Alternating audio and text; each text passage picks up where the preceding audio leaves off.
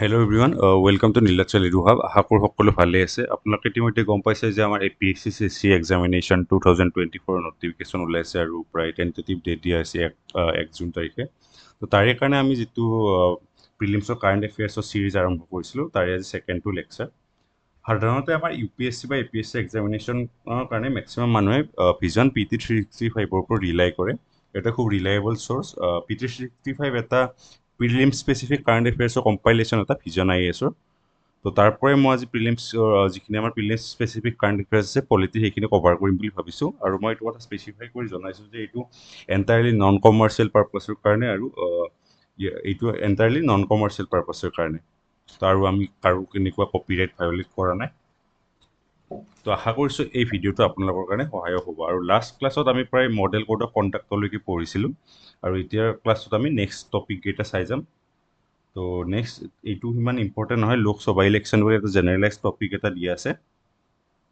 ইয়াতে নৰ্মেল যিখিনি আমাৰ পলিটি হেৰিত আছে লক্ষ্মীকান্তত থকা সেইখিনিয়ে লিখা আছে কনষ্টিটিউচনেল প্ৰভিজন 324 to 329 আৰ্টিকল এইখিনিৰ মাজত আমাৰ লোকসভা ইলেকশ্যনৰ বিষয়ে লিখা থাকে part 15 of the Indian constitution deal with the provision related to election আৰু ইয়াতে লিখা আছে যে ডিউৰেশ্যন অফ লোকসভা কিমান 5 ইয়াৰ সেইটো সকলোৱে জানে president is authorise to dissolve Lok Sabha before completion of 5 years আৰু it can not be challenge in a court of law প্ৰেচিডেণ্টৰ হাতত পাৱাৰ থাকে লোকসভা ডিজলভ কৰা যদি 5 বছৰৰ আগতে যদি আমাৰ কি কয় PM তেখেতক হেৰি কৰে কনচাল্ট কৰে বা হেৰি কৰে ৰিকমেণ্ড কৰে তেতিয়া বা যদি তেওঁলোকৰ কনফিডেঞ্চ নাথাকে পাৰ্লিয়ামেণ্টৰ তেতিয়াহ'লে এইটো ডিজলভ কৰিব পৰা যায় আৰু নেশ্যনেল ইমাৰ্জেঞ্চি পিৰিয়ডত কি কৰিব পাৰি আমাৰ লোকসভাৰ যিটো টাৰ্ম আছে সেইটো 1 year এক্সটেণ্ড কৰিব পাৰি at a time for any length of time আৰু এই এক্সটেনশ্যন পিৰিয়ডটো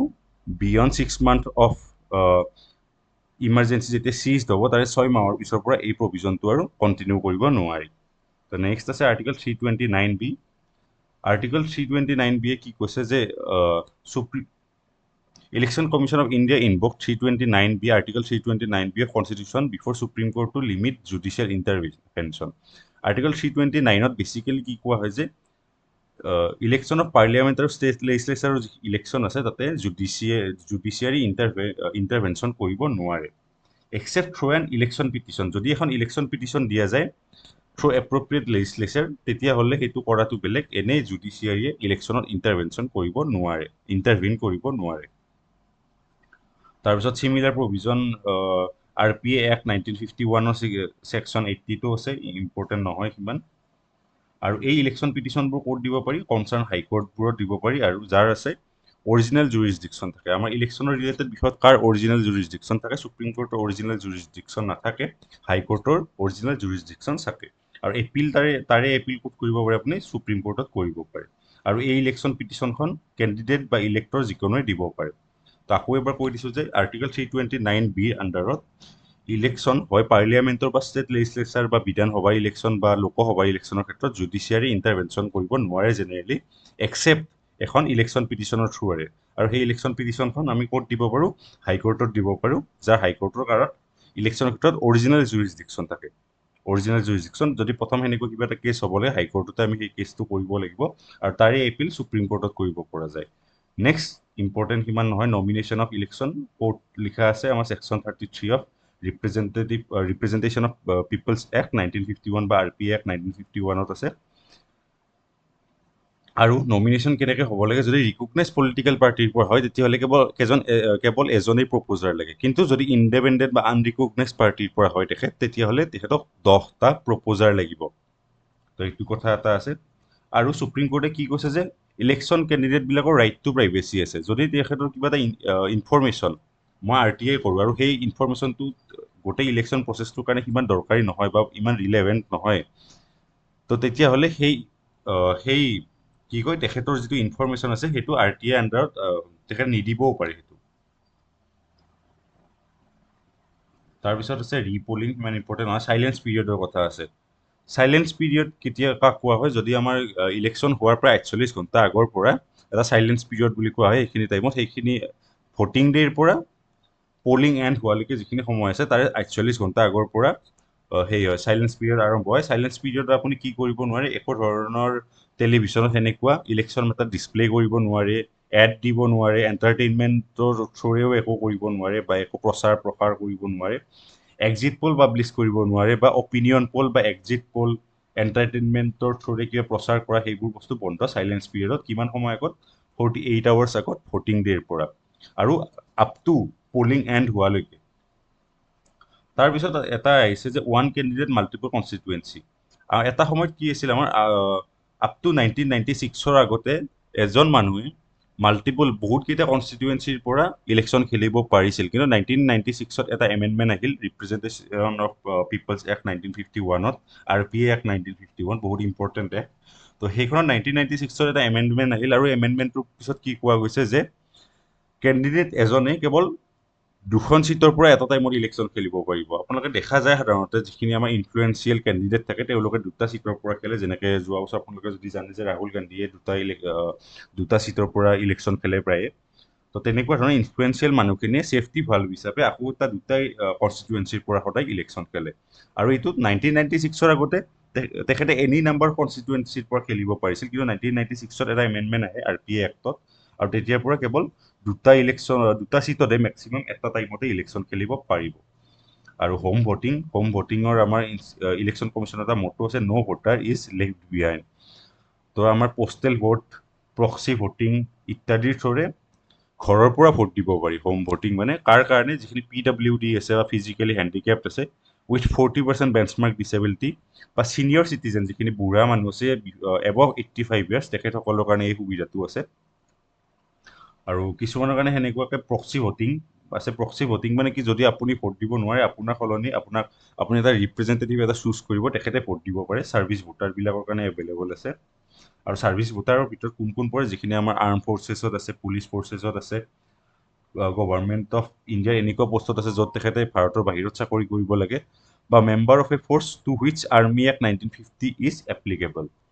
আৰু পোষ্টেল বেলট কাক কয়? পোষ্টেল বেলটত কি কয়? ভোটটো আপুনি বাই পোষ্ট চেণ্ড কৰিব পাৰে। ছাপ'জ আপুনি ইলেকশ্যন ডিউটিত গ'ল, আপুনি পলিং অফিচাৰ বা প্ৰিচাইডিং অফিচাৰ, তেতিয়া আপুনি নিজৰ ভোটটো কেনেকৈ দিব? আপুনি পোষ্টেল বেলটৰ থ্ৰুৰে দিব। আৰু বেলেগ বেলেগ ষ্টেপ কৈছে ইলেকশ্যন কমিশ্যনৰ। বেলেগ ষ্টেপ কি আছিল? ভোটিং ইনক্লুচিভ কৰাৰ কাৰণে SVEEP স্পীপ বা SVEP নামৰ এটা আছে তেখেতসকলৰ। SVEP আণ্ডাৰত কি কৰে? এটা ভোটাৰৰ এডুকেশ্যন আৰু ইলেকশ্যন পাৰ্টিচিপেশ্যনৰ কাৰণে চেষ্টা কৰে। এটা এফৰ্ট এটা তেখেতৰ ইলেকশ্যন কমিশ্যনৰ এইটো সিমান। তাৰপিছত নেক্সট আছে ফৰ্ম 17C। ফৰ্ম 17C কি কৈছে? ফৰ্ম 17C বেচিকেলি ইলেকশ্যনৰ কিমানখিনি ভোট পলিং হ'ল সেইবিলাক বস্তু ডাটাবিলাক থাকে। Provide information related to the number of eligible voter who decided not to exercise their franchisee, কোনবিলাক ভোটাৰে ভোট দিব নোখোজিলে আৰু কোনবিলাক ভোটাৰক ভোট দিয়া নহ'ল, নট এলাউড টু ভোট। তো সেই গোটেইবিলাক ডাটা ফৰ্ম 17C থাকে। আৰু election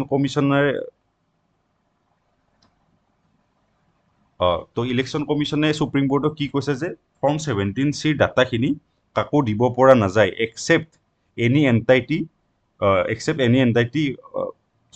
apart from polling officer. Polling অফিচাৰৰ বাদে কাকোৱে এই ফৰ্ম 17Cৰ ডাটাখিনি দিয়া নহয়। নেক্সট ব্ৰেইলি লেংগুৱেজ ইউজ কৰা হৈছে ভোটিঙত, যাতে ইনক্লুচিভ ভোটিং আমি কৰিব পাৰোঁ। ইনক্লুচিভ ভোটিং অন্ধ মানুহৰ ক্ষেত্ৰত বা সেইখিনি তেখেতসকলৰ ক্ষেত্ৰত যিখিনি ফিজিকেলি ডিচেবল। তো তেখেতসকলৰ কাৰণে কি কৰা হৈছে? তামিলনাডুত EVMবোৰত ব্ৰেইলি চাইনেছ ইউজ কৰা হৈছে ভিজুৱেলি ইম্পেয়াৰ্ড মানুহখিনিৰ কাৰণে। Next emergency. আমি ইয়াতে পাৰ্লিয়ামেণ্ট লেজিছলেচাৰ আৰু লোকেল গভৰ্ণমেণ্টৰ বিষয়ে পঢ়িম। এইটো পাৰ্ট 2 এই বুকলেটখনৰ। ইণ্টাৰনেল ইমাৰ্জেঞ্চি বিষয়ে পঢ়িম। আমাৰ এতিয়ালৈকে বেচিকেলি 3বাৰ ভাৰতত ইমাৰ্জেঞ্চি লগোৱা হৈছে। 1962ত ইণ্ডো চাইনা ৱাৰৰ সময়ত, তাৰপিছত 1971ত ইণ্ডো পাকিস্তান ৱাৰৰ ক্ষেত্ৰত, আৰু 1975ত ইণ্টাৰনেল ইমাৰ্জেঞ্চি। তো আমাৰ টাইপ অফ ইমাৰ্জেঞ্চি 3টা আছে। এটা আছে নেশ্যনেল ইমাৰ্জেঞ্চি আণ্ডাৰ আৰ্টিকল 352, আপোনালোকে ষ্টেটিকৰ পৰা জানে লক্ষ্মীকান্তত আছে। President rule article 356। তাৰপিছত financial emergency article 360। National emergency দুটা কাৰণত ঘোষণা কৰা হয় আৰ্মড ৰেবেলিয়ন বা ইণ্টাৰনেল ইমাৰ্জেঞ্চি, নহয়বা আৰু এটা আছে ৱাৰ বা এক্সটাৰ্নেল এগ্ৰেশ্যন। আৰু প্ৰেচিডেণ্ট ৰুল কেতিয়া ঘোষণা কৰা হয়? যেতিয়া failure of constitutional machinery in state, যেতিয়া ষ্টেট এখনে ফেইল কৰে কনষ্টিটিউশ্যনৰ যিখিনি প্ৰভিজন আছে সেইখিনি এনফৰ্চ কৰাত বা সেইখিনি ফ'ল' কৰাত, আৰু যেতিয়া চেণ্টাৰৰ যদি কিবা এটা নিৰ্দেশ আছে সেইটো যদি পালন কৰাত ফেইল কৰে তেতিয়াহ'লে চৰকাৰে প্ৰেচিডেণ্টটো লগাব পাৰে। এইটো গভৰ্ণৰে ৰিকমেণ্ড কৰে। Next financial emergency under article 360 আৰ্টিকলকেইটা ইম্পৰ্টেণ্ট। যদি আমাৰ দেশৰ ফাইনেন্সিয়েল ষ্টেবিলিটিৰ প্ৰতি কিবা থ্ৰেট থাকে তেতিয়াহ'লে ফাইনেন্সিয়েল ইমাৰ্জেঞ্চি হয়, আৰু এই ইমাৰ্জেঞ্চিৰ প্ৰভিজনবিলাক আমি ক'ৰ পৰা ফ'ল' কৰিছোঁ? ৱেইমাৰ কনষ্টিটিউশ্যন অফ জাৰ্মানীৰ পৰা, পাৰ্ট 18 অফ দ্য আমাৰ ইণ্ডিয়ান কনষ্টিটিউশ্যন। তো এতিয়া rationale behind portion of this provision to আমাৰ ৰেচনেল কি আছে যে এই প্ৰভিজনবিলাক ইনকৰ্পৰেট কৰা হ'ল threat to sovereignty, unity, integrity and security of the country. যদি থ্ৰেট থাকে ডেম'ক্ৰেটিক পলিটিকেল ছিষ্টেমৰ প্ৰতি, যদি থ্ৰেট থাকে কনষ্টিটিউশ্যনৰ প্ৰতি, তেতিয়াহ'লে ইমাৰ্জেঞ্চি লাগু কৰিব পৰা যায়। আৰু 50 ইয়াৰ হ'ল ইমাৰ্জেঞ্চিৰ পৰা। ৰিচেণ্টলি সংবিধান হত্যা দিৱস কৰা হৈছিল, সংবিধান হত্যা দিৱস পালন কৰা হৈছিল এই ইমাৰ্জেঞ্চিৰ ক্ষেত্ৰতে। তাৰপিছত প্ৰক্লেমেশ্যন অফ ইমাৰ্জেঞ্চিৰ আমাৰ প্ৰচিডিউৰটো কি আছে যে আপোনালোকে এইখিনি ষ্টেটিকৰ পৰা জানেই। Proclamation must be approved by both House of Parliament within 1 month of issuance. যেতিয়া আমাৰ ইমাৰ্জেঞ্চি ইছ্যু কৰা হ'ব তাৰে এমাহৰ ভিতৰতে দুয়োটা হাউচে, ৰাজ্যসভা আৰু লোকসভাই স্পেচিয়েল মেজৰিটিৰ থ্ৰুৰে এই প্ৰক্লেমেশ্যনটো এপ্ৰুভ কৰিব লাগিব। আৰু যদিহে সেইখিনি সময়তে লোকসভা ডিজলভ হৈ যায়, নেক্সট লোকসভা অহাৰ এমাহৰ পিছলৈ, up to 30 days of first cheating of newly কনষ্টিটিউটেড Lok Sabha, এই কি ইলেকশ্যন পিৰিয়ডটো চলি থাকিব, আৰু তেতিয়া কি কৰিব লাগিব? লোকসভাই সেই প্ৰক্লেমেশ্যনটো উইথ স্পেচিয়েল মেজৰিটি এপ্ৰুভ কৰিব লাগিব। আৰু এই যিটো আমাৰ ইমাৰ্জেঞ্চি প্ৰভিজন আছে, এইটো কি হয়, এট ওৱান ষ্ট্ৰেচ 6 মাহ চলিব পাৰে। তাৰে পিছত কি হ'ব? পাৰ্লিয়ামেণ্টাৰী এপ্ৰুভেল লাগিব এভৰি 6 months, আৰু সেনেকৈ আপ টু ইনফিনিটি চলি থাকিব পাৰে। প্ৰত্যেক 6 মাহত যদি পাৰ্লিয়ামেণ্টে এপ্ৰুভেল দি থাকে উইথ স্পেচিয়েল মেজৰিটি দুয়োখন হাউচে, তেতিয়াহ'লে এইটো আপ টু আনলিমিটেড টাইম চলি থাকিব পাৰিব। কিন্তু এইটো 6 মাহৰ মূৰে মূৰে পাৰ্লিয়ামেণ্টে এপ্ৰুভেল দি থাকিব লাগিব। আৰু এইটো স্পেচিয়েল মেজৰিটি লাগে এপ্ৰুভেলৰ কাৰণে, এইটোতো জানে। তাৰপিছত ৰিভোক, এই যদি আমি উঠাই ল'ব খোজো ইমাৰ্জেঞ্চিটো, প্ৰেচিডেণ্টে ৰিভোক কৰিব পাৰে এনি টাইম। কোনো আমাৰ কি হয়, পাৰ্লিয়ামেণ্টাৰী এপ্ৰুভেলৰ দৰকাৰ নাই প্ৰেচিডেণ্টক, তাৰ কাৰণে একো পাৰ্লিয়ামেণ্টাৰী এপ্ৰুভেলৰ দৰকাৰ নোহোৱাকৈ প্ৰেচিডেণ্টে ডাইৰেক্ট সেইটো ৰিভোক কৰি ল'ব পাৰে নিজৰ ইচ্ছা অনুযায়ী। আৰু লোকসভাই চিম্পল মেজৰিটি, ডিছএপ্ৰুভ কৰাৰ কাৰণে কিন্তু চিম্পল মেজৰিটি লাগে, আৰু এপ্ৰুভ কৰাৰ কাৰণে স্পেচিয়েল মেজৰিটি লাগে।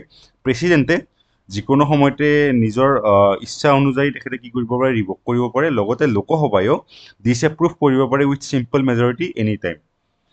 আৰু 44th এমেণ্ডমেণ্ট এক্ট, ইমাৰ্জেঞ্চি আমাৰ কিমান চনত আছিল? 1975।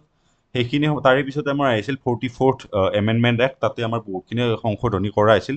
42nd যিখিনি আমাৰ বস্তু অনা হৈছিল, 44th সেইখিনি আৰু শুধৰণি কৰা হৈছিল। তাতে আমাৰ কনষ্টিটিউশ্যনেল যিখিনি আমাৰ মেচিনাৰী আছে সেইখিনি আকৌ আৰু ষ্ট্ৰং কৰাৰ চেষ্টা কৰা হৈছিল। ইয়াতে লিখা হৈছিল যে কি, ইমাৰ্জেঞ্চি ডাইৰেক্ট আপুনি কৰিব নোৱাৰে। কি কয়, প্ৰেচিডেণ্টে এনেই মুখৰ কথাতে ডাইৰেক্ট ইমাৰ্জেঞ্চি দি দিব নোৱাৰে, কেবিনেটৰ ৰিটেন এপ্ৰুভেল লাগিব। কেবিনেট আমাৰ যিটো আছে তাৰে ৰিটেন এপ্ৰুভেল লাগিব। আৰু ফাণ্ডামেণ্টেল ৰাইট, বাকী ফাণ্ডামেণ্টেল ৰাইট যদি এনফৰ্চেবল নহয়ও, এক্সেপ্ট আৰ্টিকল 20 and 21, 20 আৰু 21 আৰ্টিকল সদায় এনফৰ্চেবল হৈ থাকিব ইলেকশ্যনৰ সময়ত। তাৰপিছত আৰু কি, এই ইলেকশ্যনৰ প্ৰভিজনবোৰ আণ্ডাৰ জুডিচিয়েল ৰিভিউ কৰিব পাৰে, সুপ্ৰিম কোৰ্টে ৰিভিউ কৰিব পাৰে। ৰিমুভেল অফ আৰ্টিকল 275A, আৰু ইয়াতে 275A আৰ্টিকেল এটা আছিল, সেইটো ৰিমুভ কৰাইছিল 44th এমেণ্ডমেণ্ট এক্টত। ইয়াতে কি আছিল? গভৰ্ণমেণ্ট অফ ইণ্ডিয়াৰ হাতত পাৱাৰ আছিল এনি আৰ্ম ফ'ৰ্চ ডিপ্লয় কৰা to deal with law and order situation in any state during emergency. Next anti defection law. Anti defection ল আপোনালোকে জানেই, যেতিয়া এটা হয়, যেতিয়া এজন মেম্বাৰে বা যিকোনো নাম্বাৰ অফ মেম্বাৰে কি কৰে, যিকোনো এটা পলিটিকেল পাৰ্টিৰ পৰা ভলিণ্টেৰিলি গিভ আপ কৰে পাৰ্টি মেম্বাৰশ্বিপটো, তেখেতে পাৰ্টি মেম্বাৰশ্বিপটো এৰি দিয়ে, তেতিয়াহ'লে সেইটোক ডিফেক্ট কৰা বুলি কয়। এটা কথা আছে যে আয়া ৰাম গায়া ৰাম। তো বহুতে কি কয়, পাৰ্টি চেঞ্জ কৰে। তো আপুনি তেনেকৈ পাৰ্টি চেঞ্জ কৰিব নোৱাৰে, তাৰে কিছুমান ৰিপাৰকাশ্যনছ থাকে। ৰিচেণ্টলি নিউজত কি হৈছিল, সুপ্ৰিম কোৰ্টে এটা ৰিট পিটিশ্যন ডিছমিছ কৰিছিল, য'ত কি কৰা আছিল, এই 10th শিডিউল বা এণ্টি ডিফেকশ্যন লৰ যিটো শিডিউল আছে সেইটোৰ কনষ্টিটিউশ্যনেলিটিটোক চেলেঞ্জ কৰা হৈছিল।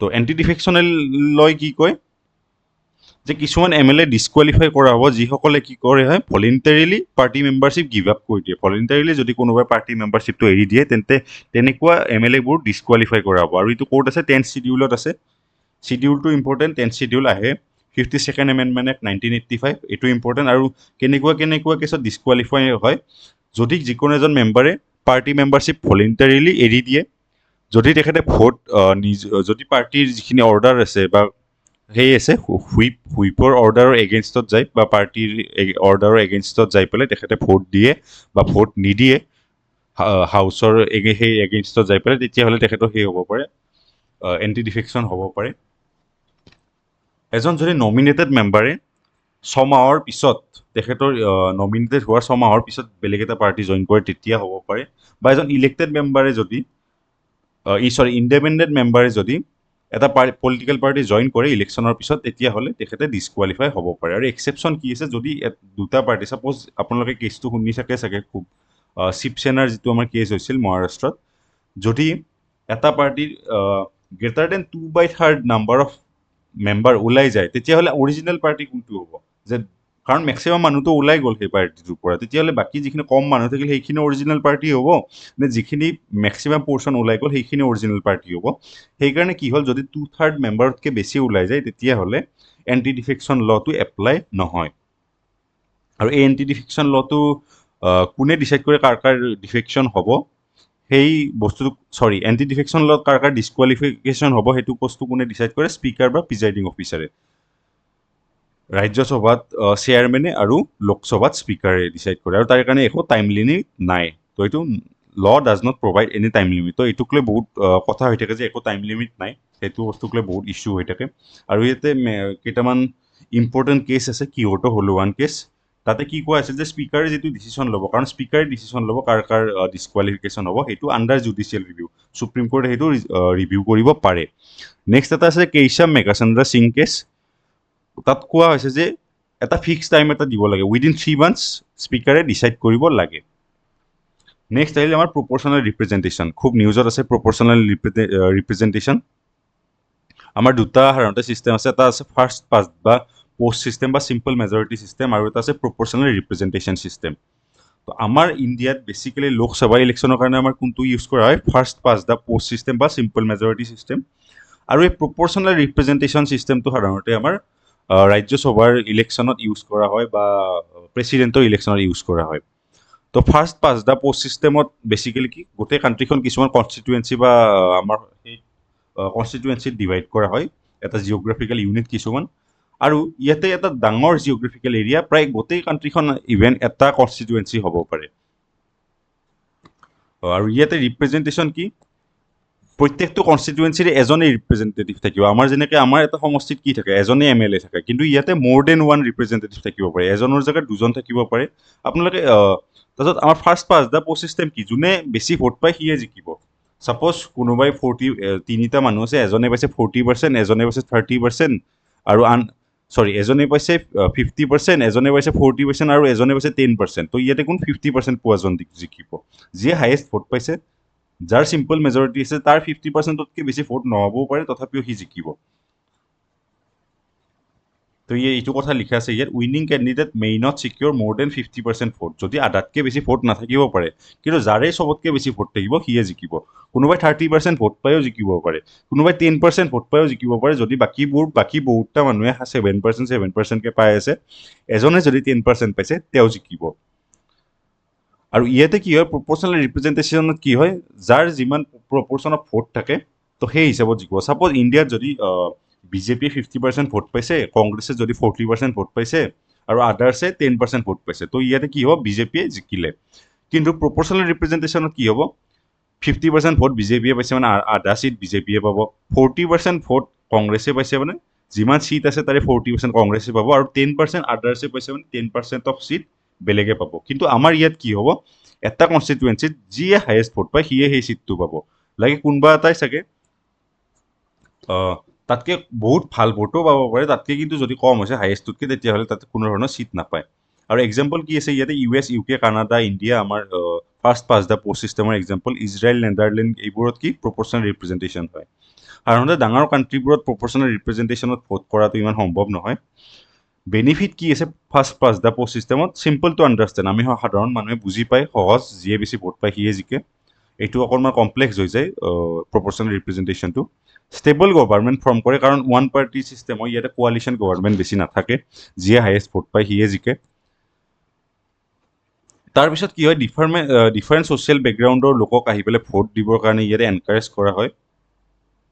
আৰু ইয়াতে কনচাৰ্ণ কি আছে? মাইনৰিটি। ছাপ'জ কোনোবাই 40% ভোট দিলে, তথাপিও সি বহুত ভাল ভোট পাইছে কোনোবা এটা পাৰ্টীয়ে, তথাপিও তেওঁ নিজিকিব পাৰে। কোনোবাই 59% ইভেন ভোট পাইছে, তেতিয়াও তেওঁ হাৰিব পাৰে, বহুত ভাল ভোট পাইছে তেওঁ। তো তথাপিও আণ্ডাৰ ৰিপ্ৰেজেণ্টেশ্যন, মাইনৰিটিখিনিয়ে যাক ছাপোৰ্ট কৰে তাৰে আণ্ডাৰ ৰিপ্ৰেজেণ্টেশ্যন হৈ থাকে। আৰু ইয়াতে আমাৰ বেনিফিট কি আছে প্ৰপৰ্চনেল ৰিপ্ৰেজেণ্টেশ্যনত? Ensure representation of all party. লাগে কোনোবাই কম ভোট পাব পাৰে, কোনোবাই 10% ভোট পাব পাৰে, তথাপিও তেখেতে 10% ছিট পাব তেওঁলোকে। তো সকলোৰে এটা ৰিপ্ৰেজেণ্টেশ্যন থাকে, মাইনৰিটিৰো ৰিপ্ৰেজেণ্টেশ্যন থাকে। ইয়াতে কি মাইনৰিটি সৰু পাৰ্টি হ'ব পাৰে, তাৰো ৰিপ্ৰেজেণ্টেশ্যন থাকিব। ভোট ৱেষ্ট নহয়, ইয়াতে বহুতখিনি ভোট ৱেষ্ট যায়। ছাপ'জ এটা পাৰ্টীয়ে 30% ভোট পাই পেলাই জিকিলে, কিন্তু বাকী 70%তো সেই পাৰ্টিটো জিকাটো বিচৰা নাছিল ন, সেই 70% ভোট ৱেষ্ট গ'ল। আৰু ইয়াতে প্ৰব্লেম কি আছে প্ৰপৰ্চনেল ৰিপ্ৰেজেণ্টেশ্যনত? ফ্ৰেগমেণ্টেড লেজিছলেচাৰ, কাৰণ কোৱালিশ্যন গভৰ্ণমেণ্ট হয়, বহুতকেইটা পাৰ্টি আহি একেলগে চৰকাৰ গঠন কৰে, সেইকাৰণে ফ্ৰেগমেণ্টেড লেজিছলেচাৰ, মাল্টিপল স্মল পাৰ্টিয়ে মাজত সেইকাৰণে বহুত ডিল কৰিব লাগে, ডাঙৰ কাণ্ট্ৰিৰ কাৰণে সম্ভৱ নহয়। আৰু টাইপছ কি আছে? Single transferable vote system. আমাৰ ছিংগল ট্ৰেন্সফাৰেবল ভোট ছিষ্টেমটো সাধাৰণতে ৰাজ্যসভা আৰু প্ৰেচিডেণ্ট ভাইচ প্ৰেচিডেণ্টৰ ইলেকশ্যনত ইউজ কৰা হয়। তাৰপিছত আৰু বাকী দুটা ছিষ্টেম আছে আমাৰ। লিষ্ট ছিষ্টেম, লিষ্ট ছিষ্টেমত পাৰ্টিৰ কাৰণে ভোট কৰে। তো এইটো বস্তু চাব, ফাৰ্ষ্ট পাছ দ্য পোষ্ট ছিষ্টেমত মানুহে কেণ্ডিডেটৰ কাৰণে ভোট কৰে, কিন্তু প্ৰপৰ্চনেল ৰিপ্ৰেজেণ্টেশ্যনত মানুহে পাৰ্টিৰ কাৰণে ভোট কৰে। তো এই ডিফাৰেঞ্চখিনি ভালকৈ চাই ল'ব, এইটো বস্তু ইম্পৰ্টেণ্ট বহুত। আৰু ইয়াতে আৰু দুটা ছিষ্টেম আছে, লিষ্ট ছিষ্টেম এটা আছে য'ত মানুহে পাৰ্টিৰ কাৰণে ভোট কৰে, আৰু লাষ্টত আছে মিক্সড প্ৰপৰ্চনেল ৰিপ্ৰেজেণ্টেশ্যন ছিষ্টেম, য'ত এই দুটা ছিষ্টেমৰ চামেশ্যন এটা, দুয়োটাৰ মাজত বেলেঞ্চ এটা আনিব চেষ্টা কৰে। Next parliamentary committee. আমাৰ কেইখনমান পাৰ্লিয়ামেণ্টাৰী কমিটিৰ বিষয়ে ইয়াত ডিছকাছ কৰা হৈছে। কমিটি ইলেক্টেড বাই হাউচ অৰ নমিনেটেড বাই স্পীকাৰ। স্পীকাৰে নমিনেটেড কৰে বা কি কৰে, ইলেক্ট কৰে আমাৰ গোটেই হাউচে। তো আমাৰ এইটো ব্ৰিটিছ পাৰ্লিয়ামেণ্টৰ পৰা আহিছে, আণ্ডাৰ আৰ্টিকল 105 and 118। তো আৰ্টিকলকেইটা ইম্পৰ্টেণ্ট, 105 and 118 ব্ৰিটিছ পাৰ্লিয়ামেণ্টৰ পৰা অৰিজিনেট হৈছে এইটো। তো এই ৰিপৰ্টখিনি ক'ত? হাউচক বা স্পীকাৰক দিয়ে বা ছেক্ৰেটেৰিয়েটক দিয়ে, তেখেতে পাৰ্লিয়ামেণ্টে ছাপ'জ এটা ইম্পৰ্টেণ্ট ইছ্যু আছে, সেইটো ইছ্যুত কি হয়, যদি পাৰ্লিয়ামেণ্টৰ গোটেইখিনি মেম্বাৰৰ এক্সপাৰ্টিজ নাথাকিব পাৰে, তেতিয়া কিছুমান পাৰ্লিয়ামেণ্টাৰী কমিটি গঠন কৰা হয়। আৰু এই কমিটিবিলাক দুটা টাইপৰ আছে, এটা এডহক কমিটি মানে টেম্পৰাৰী স্পেচিফিক পাৰ্পাছৰ কাৰণে, আৰু এটা ষ্টেণ্ডিং কমিটি পাৰ্মানেণ্ট বা ৰেগুলাৰ। তো ইয়াতে বেলেগ বেলেগ টাইপৰ আছে, ফাইনেন্সিয়েল কমিটি আছে, ডিপাৰ্টমেণ্টেল ৰিলেটেড ষ্টেণ্ডিং কমিটি আছে। তো এনেকুৱা টাইপৰ কমিটি আছে। ফাইনেন্সিয়েল কমিটি তিনিটা ইম্পৰ্টেণ্ট কমিটি আছে, এটা হ'ল পাব্লিক একাউণ্টছ কমিটি, এটা এষ্টিমেট কমিটি, আৰু এটা কমিটি অফ পাব্লিক আণ্ডাৰটেকিংছ। এই গোটেইকেইটা কমিটি ইম্পৰ্টেণ্ট, আপোনালোকে লক্ষ্মীকান্তৰ পৰা ভালকৈ পঢ়িব, তথাপি মই ওপৰৰ পৰা কৈ দিছোঁ।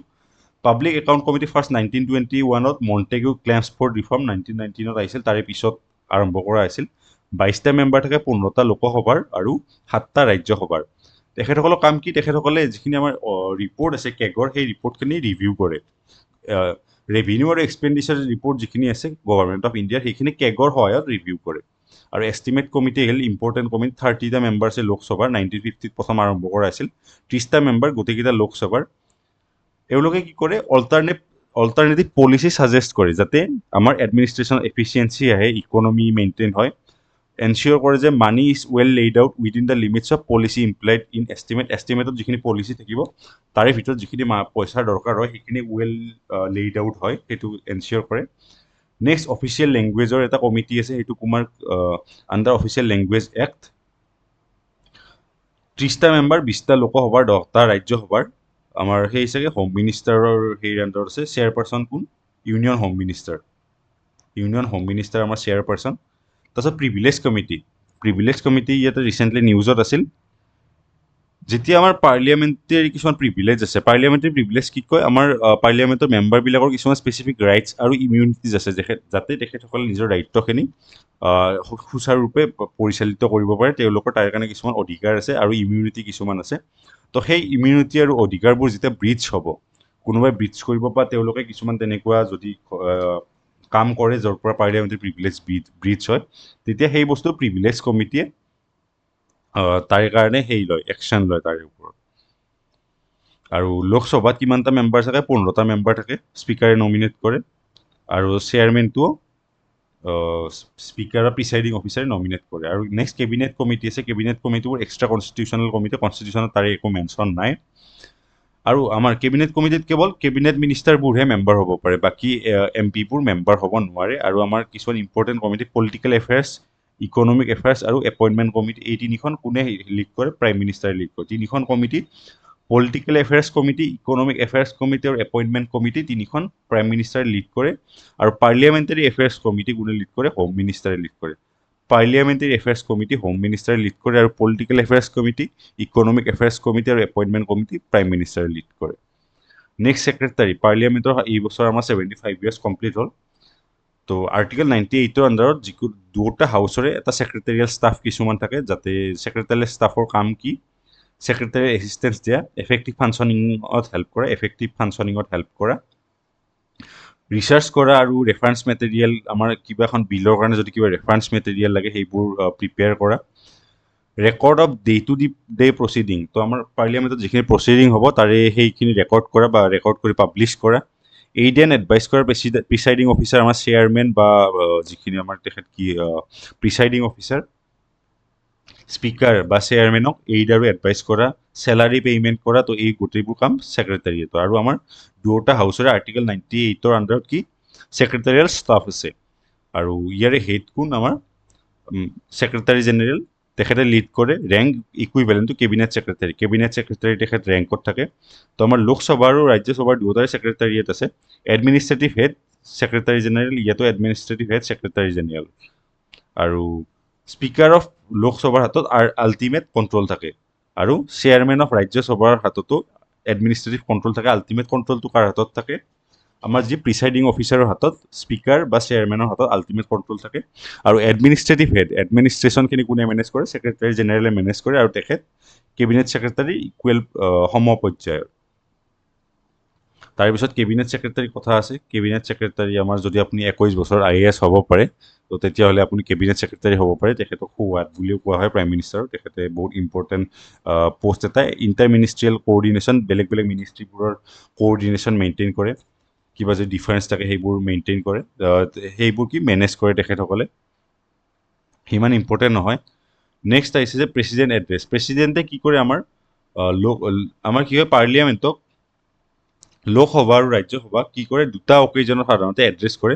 First session of after its general election প্ৰত্যেকটো জেনেৰেল ইলেকশ্যনৰ পিছত প্ৰথম ছেশ্যনটোত পাৰ্লিয়ামেণ্টক এড্ৰেছ কৰে প্ৰেচিডেণ্টে আৰু ফাৰ্ষ্ট ছেশ্যন আফটাৰ ইটছ ইয়াৰ প্ৰত্যেক নতুন বছৰৰ প্ৰথম ছেশ্যনটোত প্ৰেচিডেণ্টে এড্ৰেছ কৰে আৰু ইলেকশ্যনৰ পিছত যিটো প্ৰথম ছেশ্যন হ'ব তেতিয়াও কি পাৰ্লিয়ামেণ্টক এড্ৰেছ কৰিব প্ৰেচিডেণ্টে আৰু আণ্ডাৰ আৰ্টিকল 86 এইটো প্ৰভিজন আছে যে প্ৰেচিডেণ্টে দুটা হাউচকে অকলে এড্ৰেছ কৰিব পাৰে বা জইণ্ট ছিটিঙত একেলগে এড্ৰেছ কৰিব পাৰে কিন্তু এতিয়ালৈকে কেতিয়াও জইণ্ট ছিটিঙত এড্ৰেছ কৰা হোৱা নাই আৰ্টিকল 87ত ইমান ইম্পৰ্টেণ্ট নহয় আৰ্টিকল 87ৰ আণ্ডাৰত সেইটো কথা লিখা আছে দুটা ইনষ্টেঞ্চত আমাৰ কি দুটা হাউচক একেলগে এছেম্বল কৰি জইণ্ট ছিটিং কৰি পেলাই এড্ৰেছ কৰিব পাৰে নেক্সট আমাৰ যিখিনি MP আছে MP বিলাকে ইলেক্ট হোৱাৰ পিছত ওথ ল'ব লাগে ওথ বা শপত গ্ৰহণ কৰিব লাগে দুটা টাইপৰ ওথ আছে oath of secrecy and oath of office আৰু ওথ অফ অফিচ বা ওথ অফ চিক্ৰেচি কাৰ আণ্ডাৰত তেখেতে ছাবস্ক্ৰাইব কৰিব আণ্ডাৰ প্ৰেচিডেণ্ট বা প্ৰেচিডেণ্টে তেখেতক সেই শপতনামাটো গ্ৰহণ কৰাব বা যিকোনো person appointed by him president বা তেখেতে এপইণ্ট কৰা যিকোনো মানুহে সেই যিখিনি ওথ আছে সেই ওথটো শপতনামাটো গ্ৰহণ কৰাব MP সকলৰ দ্বাৰা আৰু ইয়াৰ এটা এক্সেপশ্যন আছে আৰু এই আমাৰ ওথখিনি ক'ত আছে থাৰ্ড ছিডিউলত থাকে থাৰ্ড ছিডিউলত মেনশ্যন আছে আৰু এক্সেপশ্যন কি আছে এক্সেপশ্যন আমাৰ কি যিকোনো এজন মানুহে আপ টু 6 মান্থ MP নোহোৱাকেও আমাৰ সেই MP বা MLA নোহোৱাকে পাৰ্লিয়ামেণ্ট বা ষ্টেট লেজিছলেচাৰৰ মিনিষ্টাৰ হ'ব পাৰে আমাৰ কি এক্সেপশ্যন আছে এটা আপ টু 6 মান্থছ এজন মানুহে MP বা MLA নোহোৱাকে মিনিষ্টাৰ হ'ব পাৰে আৰু ওথবোৰ ক'ত লিখা থাকে যিকোনো 22টা আমাৰ ছিডিউল লেংগুৱেজ আছে আণ্ডাৰ 8 ছিডিউলৰ আণ্ডাৰত আমাৰ কি আছে 22টা শিডিউল লেংগুৱেজ আছে তো আমাৰ তাৰে যিকোনো এটা লেংগুৱেজত বা ইংলিছত এই শপতনামাটো গ্ৰহণ কৰোৱা হয় থাৰ্ড শিডিউলত মেনশ্যন আছে প্ৰেচিডেণ্ট বা যিকোনো পাৰ্চন এপইণ্টেড বাই প্ৰেচিডেণ্টে সেই শপতনামাটো গ্ৰহণ কৰে আৰু এক্সেপশ্যন কি আছে যিকোনো এজন মানুহে আপ টু 6 মান্থ MP বা MLA নোহোৱাকৈও মিনিষ্টাৰ হ'ব পাৰে নেক্সট চিটিজেনশ্বিপ নেক্সট আমাৰ কনষ্টিটিউশ্যনৰ লগত ৰিলেটেড কিছুমান ইছ্যু আছে Recently, Constitution Bench of Supreme Court upheld validity of Section 6A of Citizenship Act 1955. Section 6A of Citizenship Act কিহৰ লগত ৰিলেটেড আমাৰ অসমৰ লগত ৰিলেটেড Section 6A খুব নিউজত আছিল তো ইয়াতে আমাৰ কি হৈছে পাঁচটা ৱে অফ একুৱাৰিং চিটিজেনশ্বিপ আছে বাই বাৰ্থ বাই ডিচেণ্ট বাই ৰেজিষ্ট্ৰেশ্যন বাই নেচাৰেলাইজেশ্যন আৰু ইনকৰ্পৰেশ্যন অফ টেৰিটৰী আমি জন্মৰ থ্ৰুৰে আমি চিটিজেনশ্বিপ পাব পাৰোঁ আমাৰ মা দেউতা যদি চিটিজেন আছিল তেতিয়াহ'লে ডিচেণ্টৰ থ্ৰুৰে হ'ব চৰকাৰৰ লগত ৰেজিষ্ট্ৰেশ্যন কৰি আমি চিটিজেনশ্বিপ পাব পাৰোঁ আৰু নেচাৰেলাইজেশ্যন বহুত সময় যদি আমি ভাৰতত বসবাস কৰি আছোঁ তেতিয়াহ'লে নেচাৰেলাইজেশ্যন থ্ৰুৰে আমি চিটিজেনশ্বিপ পাব পাৰোঁ আৰু ভাৰতে যদি কিবা এটা টেৰিটৰী ইনকৰ্পৰেট কৰি লয় অধিগ্ৰহণ কৰি লয় তো তেতিয়াহ'লে সেই তাৰে মানুহখিনি আমাৰ ইণ্ডিয়াৰ চিটিজেনশ্বিপ ল'ব পাৰে যেনেকৈ ভাৰতে ছিকিমক এনেকৈ লৈছিল ইনকৰ্পৰেশ্যন অফ টেৰিটৰী বা পণ্ডিচেৰীক লৈছিল এটা টাইমত আৰু চিটিজেনশ্বিপ আমাৰ যিটো Section 6A of citizenship act আছে সেইটো আমাৰ কি আছাম একৰ্ডৰ পিছত আমাৰ যিটো অসম একৰ্ড হৈছিল অসম আন্দোলনৰ পিছত তাৰে পিছত সেই পাৰ্টটো আমাৰ চিটিজেনশ্বিপ এক্টত ইনক্লুড কৰা হৈছিল Section 6A আৰু ইয়াতে কি কৰা হৈছিল যে যিসকল মানুহে বাংলাদেশৰ পৰা মাইগ্ৰেট কৰিছে after 1st January 1966 up to 24th March 1971 তো তেখেতসকলে কি কৰিব পাৰে 10 বছৰ অতিক্ৰম কৰাৰ পিছত 10 বছৰ তেখেতসকলে ভোটিং ৰাইট নাপাব আৰু তাৰে পিছত তেখেতে ভাৰতৰ চিটিজেন হৈ যাব তো ইয়াতে এটা কণ্ডিশ্যন কিছুমান আছে আমাৰ কি হৈছিল 24th March 1971 সেইদিনা কি হৈছিল অপাৰেশ্যন চাৰ্চলাইট হৈছিল বাংলাদেশত তো তাৰপিছত মেক্সিমাম মানুহৰ আমাৰ ইমিগ্ৰেশ্যন হৈছিল বহুতখিনি বাংলাদেশী অসমত তাৰপিছত তাকে লৈ আমাৰ অসম আন্দোলন হ'ল অসম আন্দোলনৰ পিছত ভাৰত চৰকাৰ অসম চৰকাৰ আৰু অল আছাম ষ্টুডেণ্ট ইউনিয়ন বা আছুৰ এটা ট্ৰাইপাৰ্টাইট এগ্ৰিমেণ্ট হ'ল আছাম একৰ্ড তো তাতে কি কোৱা হ'ল যে January 1, 1966 আগত যিখিনি আমাৰ অসমত মানুহ সোমাইছে গোটেইখিনি অসমৰ চিটিজেন হয় এইটো ডেট বাকী ইণ্ডিয়াৰ বাকী পাৰ্টৰ কাৰণে 1950 আছে কিন্তু অসমৰ কাৰণে এই ডেটটো January 1, 1966 আৰু 1966 আৰু 1971 যিদিনা অপাৰেশ্যন চাৰ্চলাইট হৈছিল সেইদিনাৰ মাজত যিখিনি সময়ৰ মাজত মানুহ আহিছে তেওঁলোকে 10 বছৰৰ কাৰণে ভোটিং ৰাইট নাপাব কিন্তু তাৰে পিছত তেওঁলোকে ভাৰতৰ চিটিজেন হৈ যাব আৰু 24th March 1971 পিছত যিখিনি মানুহ আহিছে তেওঁলোকে ভাৰতৰ চিটিজেন নহ'ব তো সেইখিনিয়ে বস্তু ৰিচেণ্টলি আমাৰ কি সুপ্ৰিম কোৰ্টে সেইটো বস্তুৰ কনষ্টিটিউশ্যনেল ভেলিডিটিটো আপহেল্ড কৰিছে যে ভেলিডিটি আছে বুলি মানি লৈছে তাৰে পিছত আমাৰ ৰিলেটেড নিউজ আছে কি ফৰেইন ট্ৰিবিউল আমাৰ যদি কোনোবা এজন মানুহ ফৰেইনাৰ হয় নে নহয় সেইটো বস্তু কোনে ডিচাইড কৰিব ফৰেইনাৰ্ছ ট্ৰিবিউনেলে ডিচাইড কৰিব এইটো এটা কোৱাচি জুডিচিয়েল বডি ঠিক জুডিচিয়েল নহয় quasi judicial body power of civil code আছে code of civil procedure under code of civil প্ৰচিডিউৰৰ আণ্ডাৰত পাৱাৰ অফ চিভিল কোড আছে আৰু অকল ফৰেইনাৰ্ছ ট্ৰিবিউনেলৰ হাতত পাৱাৰ থাকে এজন মানুহক ফৰেইনাৰ বুলি ডিক্লেয়াৰ কৰা অকল কাৰ হাতত পাৱাৰ থাকে ফৰেইনাৰ বুলি কাৰোবাক ডিক্লেয়াৰ কৰা ফৰেইনাৰ্ছ ট্ৰিবিউনেলৰ হাতত আৰু ইয়াতে এটা কথা কোৱা হৈছে যে কোনোবা যদি NRCত নাম নাই তেখেতৰ তেন্তে তেখেত অট'মেটিকেলি ফৰেইনাৰ বুলি ক্লাছিফাই নহ'ব কাৰোবাৰ যদি NRCত নাম নাথাকিলেই তেখেতে ফৰেইনাৰ হৈ নাযায় সেইটো বস্তু কোনে ডিচাইড কৰিব ফৰেইনাৰ্ছ ট্ৰিবিউনেলে ডিচাইড কৰিব under Section 3 of foreigners act 1946 আৰু এইটো এটা quasi judicial body power of civil code আছে under code of civil procedure 1908 তো আজিৰ কাৰণে আমি ইমানখিনিয়ে কৰিছোঁ মই বেছি সৰু সৰু পৰ্চন লৈ আগুৱাই যাব বিচাৰিছোঁ মানুহে মানে বেছি দীঘল হ'লে এদিনতে কনজিউম কৰা টান হৈ যায় আপোনালোকে ভিজন IASৰ এই PDFটো ভিজনৰ ৱেবছাইটৰ পৰা ডাউনলোড কৰি ল'ব পাৰে ডাইৰেক্ট চাৰ্চ কৰিলে পাই যাব যিহেতু এতিয়া কপিৰাইটেড মেটেৰিয়েল আছে মই শ্বেয়াৰ নকৰোঁ কিন্তু এনেকুৱা ধৰণৰ আমাৰ চাকৰিজনিত বস্তুবোৰৰ কাৰণে বা এনেকুৱা খবৰবোৰৰ কাৰণে আপোনালোকে আমাৰ চেনেলটো ছাবস্ক্ৰাইব কৰিব পাৰে আমাৰ টেলিগ্ৰাম চেনেলটো জইন কৰিব পাৰে ডেছক্ৰিপশ্যনত লিংক দিয়া আছে তো তাত আমি APSC বা তেনেকুৱা সেইকাৰণে আমি ডিছকাশ্যন কৰি থাকোঁ আশা কৰিছোঁ এই ছেশ্যনটো আপোনালোকৰ কাৰণে সহায়ক হ'ব আৰু যদি আপোনালোকৰ কনচাৰ্ণ আছে বা আছে আপোনালোকে তলত জনাব পাৰে আজিৰ কাৰণে ধন্যবাদ ইয়াতে আমি সামৰিছোঁ